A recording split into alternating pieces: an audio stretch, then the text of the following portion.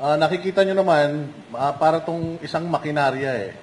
Yung sinasabi ni Atty. Lambino na parang tanim, kung makikita nyo rin po, isa ako sa mga inimbita sa Kongreso doon sa yung sa TRICOM, isa ako sa mga inimbita dyan, at ang feeling namin sinusupress yung ating kalayahan sa pagpapahayag sa social media.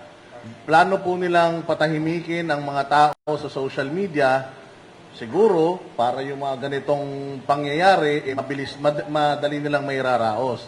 Hindi po natin may kakaila, pinakamalaking bilang ng mga taong lumabas sa buong mundo sa ibang bansa noong birthday ni Pangulong Duterte at hindi po natin kayang pikiin yan. Kahit na ano pa pong manipulasyon ang gawin nila, hindi po natin kayang pikiin yan.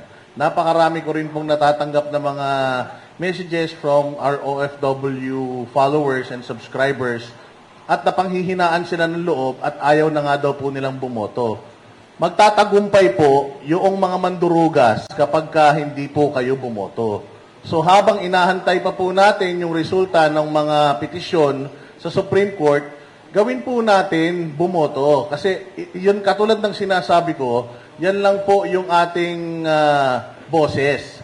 Tuwing 3 taon lang po tayo nagkakaroon ng kapangyarihan over our politicians.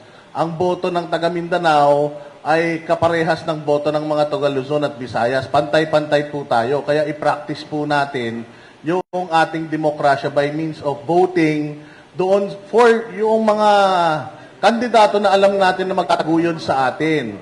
And importante po ngayon yung social media. Kapag meron po kayong nakita na irregularidad, lalong-lalo na yung mga nasa ibang bansa, bumoto po kayo, iba yung lumabas, isigaw nyo po kaagad sa social media para po atin pong maiparating sa mga kinauukulan na nagbibingi-bingihan. Maraming salamat po.